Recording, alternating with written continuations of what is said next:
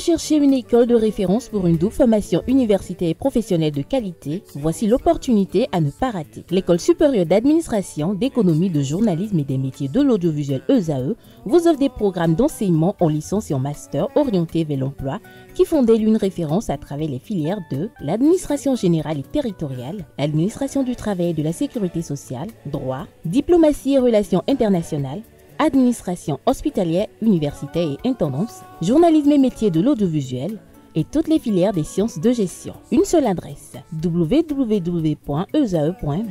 Rendez-vous dès maintenant sur nos campus ESAE Bedjromende au numéro 90 93 65 21 ou au numéro 98 98 14 00. Paracourt sur le numéro 52 46 12 12.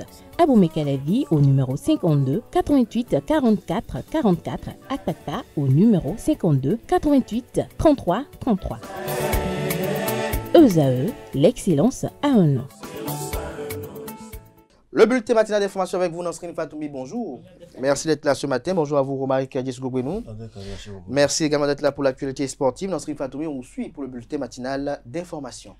Amis internautes, bonjour et bienvenue dans ce bulletin matinal d'information. Arrivé au Bénin dans l'après-midi de ce mardi 15 juillet 2025, le président du Sénégal, Bassirou Diomaye Faye, a rencontré son homologue du Bénin, Patrice Talon, pour un échange au sommet autour de la coopération bilatérale, de la sécurité régionale et des réformes institutionnelles.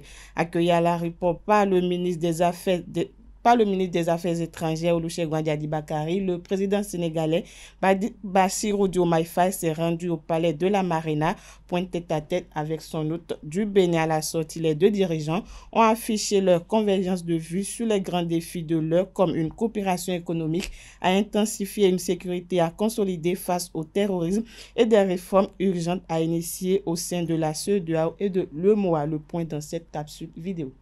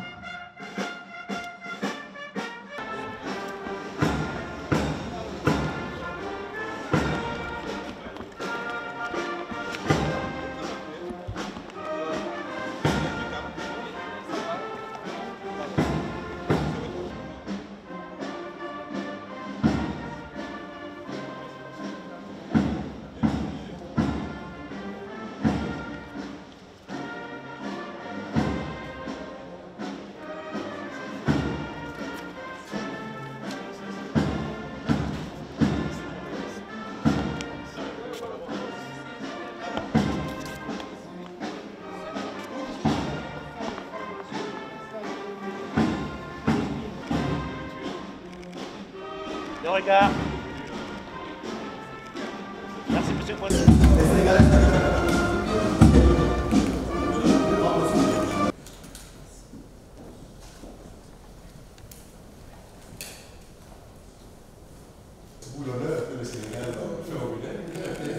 Monsieur le président.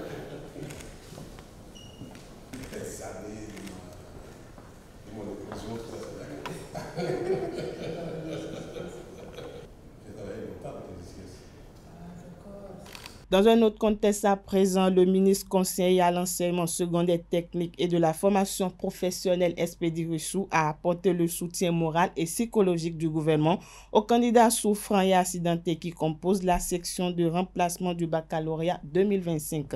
C'était dans l'après-midi de ce mardi 15 juillet à l'unique centre de composition, le collège d'enseignement général Sainte-Recta. Le reportage avec Comlan Kanté Amoussou. Apporter le soutien moral et psychologique du gouvernement aux candidats souffrants et accidentés qui composent la session de remplacement du baccalauréat 2025. Telle est la démarche du ministre conseiller à l'enseignement secondaire, technique et de la formation professionnelle Espedi Wessou au centre unique CEG Saint-Hérita dans l'après-midi de ce mardi 15 juillet 2025. C'est important que nous arrivions ici pour soutenir les candidats qui n'ont pas pu composer à cause d'un problème de santé. Et j'ai pu vérifier par moi-même qu'ils étaient effectivement des candidats qui avaient des problèmes de santé pendant la période où on faisait le baccalauréat. Vous avez vu dans les salles qu'ils ne sont pas nombreux, mais ils sont venus. Nous avons apporté à ces candidats notre soutien. C'est leur dire que malgré leur état convalescent ou leur état guéri, que la République est derrière eux pour les soutenir de façon à ce qu'ils aient leur baccalauréat. Le ministre a saisi l'occasion pour décrypter le record du taux d'admissibilité au baccalauréat 2025. Cette année, on peut le dire, c'est un grand cru. 73% de taux d'admissibilité. Je crois que de mémoire de Béninois, nous n'avons jamais eu tout ça. La deuxième chose, c'est les raisons fondamentales pour lesquelles nous avons eu ces résultats. La première raison, c'est la permanence des enseignants au cours. Pendant près de 9 ans, le gouvernement s'est appliqué à faire en sorte que nous n'ayons plus les années que nous avons connues dans le passé. La deuxième chose, c'est le travail fait par les encadreurs, les conseillers pédagogiques, les inspecteurs. De sorte qu'au cours de l'année, les niveaux d'apprentissage ne sont pas différents. Du sud jusqu'au nord, on s'assure que les enfants ont eu les mêmes encadrements pédagogiques. De sorte que les résultats que nous avons aujourd'hui sont des résultats qui viennent confirmer le travail qui a été fait pour des 9 ans ou 10 ans. Espedi Wessou a également apprécié le travail abattu par l'Office du baccalauréat. C'est ce greffe qui fait la réussite de la direction générale de l'Office du bac. C'est l'alchimie intergénérationnelle. J'ai retrouvé pendant cette période que personnes qui sont dans l'encadrement, dans l'organisation du bac, dès que leur bac en 70, nous avons vu également des correcteurs qui ont leur bac en 2020. Ça fait 57 heures d'écart d'âge. Et eux tous à faire avec la même conscience à l'organisation d'un baccalauréat. Et ça veut dire simplement que le passage de témoin est garanti. Un soutien de taille pour ces candidats qui ont débuté les compositions hier lundi 14 juillet et qui prennent fin le mercredi 16 juillet 2020. Arrêté en Côte d'Ivoire puis extradé au Bénin, le journaliste et activiste béninois Komlan Uxo Soukpe a été auditionné et fixé sur les charges retenues à son encontre le 14 juillet 2025 par le procureur spécial près la Cour de répression des infractions économiques et du terrorisme CREIET. Reçu par Abdelkader Achirou dans l'émission matinale de ce 15 juillet, Agapit Napoléon Maforécan, consultant médias, communication et chroniqueur politique, s'est prononcé sur l'arrestation, l'extradition et sur l'activisme du journaliste et promoteur du média en ligne Olofofo, Hugues Komlan Sousoupe. Souvent ensemble ses propos. Coup à la liberté d'expression, je ne pense pas. Je ne pense pas puisque les chefs d'accusation, en tout cas les motifs pour lesquels le sieur Sousoupe a été appréhendé ont été listés et ces motifs constituent des infractions à la loi. Donc, la Cour de répression parle d'incitation à la rébellion, d'incitation à la haine et à la violence, d'harcèlement par le biais d'une communication électronique et d'apologie du terrorisme. Le tout est globalement inscrit dans la loi portant code du numérique en République du Bénin, tout au moins. Et donc, du coup, comme je l'ai dit, ce sont là des infractions à la loi et donc ce n'est pas encore la liberté de la presse. La liberté d'expression, comme la liberté de la presse, s'exprime conformément à la loi. Donc du coup, vous êtes libre d'exprimer toutes vos opinions, de recevoir des opinions, mais à charge d'en répondre des abus devant la loi. Donc du coup, chacun doit pouvoir en être suffisamment édifié. On se pose la question de savoir, est-ce que chacun se positionne dans son camp ou à sa place? En réalité, et ça c'est l'État ivoirien qui pourrait se poser cette question, et où les avocats de ce Suprême. On a su mettre Papa qui se pose déjà cette interrogation. Non, il lui se pose des questions. Est-ce que l'intéressé s'est plaint de manquement à sa dignité, à sa personnalité, donc des actes de voie de fait ou de violence? Enfin, s'il n'y a pas eu ça, a priori, je ne vois pas de quoi lui se plaint. Il n'est pas l'État ivoirien. Il n'est pas... Enfin, donc, c'est des actes entre deux États, ça c'est...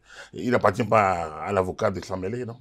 Il n'appartient pas à l'avocat de s'en mêler, mais Agapit, est-ce que vous ne pensez pas qu'il fallait quand même un respect des procédés en la matière? Et qui vous a dit que les procédés sont violés? Et pourquoi à ce jour, nous n'avons pas une sortie officielle pour quand même clarifier les uns les autres? Il n'est pas obligé. Statut officiel de qui? De l'État béninois. L'État n'est pas tenu. L'État est représenté au tribunal. Donc pour le moment, les investigations ont continué. Le dossier est devant un juge d'instruction. Je suis sûr. Les avocats ont accès au dossier, c'est leur droit. Donc du coup, je pense que la procédure en la matière est en cours. Donc du coup, on ne peut pas... il ne faut pas que nous dévancions les faits. Comme je l'ai dit, on a parlé d'abord, on a commencé par parler donc d'enlèvement. Je pense qu'aujourd'hui, personne ne peut plus parler d'enlèvement. Et sa famille, et ses avocats, et ses proches savent là où il est. Donc du coup, l'État répond de ses actes. Et donc, il faut attendre que des éléments soient suffisamment disponibles pour que nous puissions tous aviser. Moi, qui suis, je serai plus à l'aise lorsque beaucoup d'éléments seront à disposition. Il y a 2 jours, je n'avais pas les chefs d'accusation aussi clairs. Aujourd'hui, au moins on sait les motifs pour lesquels il a été appréhendé. Bon, donc, mais on n'est qu'à l'instruction. Donc, il est présumé innocent, mais l'État prend ses dispositions pour le garder. Donc, tout ça fait partie des procédures normales en la matière et il n'y a pas à mettre la charrue avant les bœufs. Quelle est votre opinion sur l'activisme de Hugues Komlan Sossoukwe? Ah ben là, je ne sais pas à moi c'est à lui d'apprécier. Vous avez une fois par moment scrollé ces pages pour voir un peu qu'est-ce qui est dit, qu'est-ce qui est Non, écrit. je ne veux pas sur ces pages. Moi, je ne suis pas consommateur des diatribes incendiaires ou des propos qui portent l'atteinte à l'honorabilité des gens. Je suis partisan de la liberté, défenseur, et comme je l'ai dit, j'ai passé une bonne trentaine de ma vie professionnelle, donc pratiquement toute ma vie professionnelle à ça. Que ce soit à l'université, que ce soit sur les bancs, que ce soit en tant que membre d'association, en tant que régulateur. Donc je pense que nous sommes en droite ligne dans le respect de la liberté d'expression de la presse. Mais comme je l'ai dit, la liberté de manière générale s'arrête là où commence celle de l'autre. La liberté s'exerce conformément à la loi. Et que ce soit tous les instruments dont nous disposons, que ce soit au niveau international, que ce soit au niveau national, toute liberté s'exerce conformément à la loi. Et l'un des principes sacro-saints du vivre ensemble, c'est le respect de l'autre. Hors de nos frontières à présent, pour finir, depuis son retour à la Maison-Blanche, le président américain Donald Trump multiplie les mesures anti-migratoires. Sa dernière initiative cible les transferts d'argent, un soutien clé aux familles des pays du Sud. À partir de 2026, les non-citoyens vivant aux États-Unis devront s'acquitter d'une taxe de 3,5% sur chaque envoi d'argent à l'étranger. Présenté comme une mesure visant à dissuader l'installation de nouveaux migrants et à financer la politique de sécurité intérieure, notamment le renforcement des frontières et les actions de la police de l'immigration, cette disposition suscite une vive inquiétude, principalement en Afrique. Les transferts d'argent sont une bouée de sauvetage pour des millions de familles africaines. À ces 3,5% de taxes s'ajoutent déjà des frais de transfert avoisinant à 6%, portant le coût d'envoi de $100 à environ $10. Voilà, c'est tout pour le bulletin matinal d'information de ce mardi matin. Merci à vous, Nansrine Fatoumé, pour cette présentation du bulletin matinal d'information. À présent, nous passons à l'actualité sportive avec Romaric Djesougo Benou.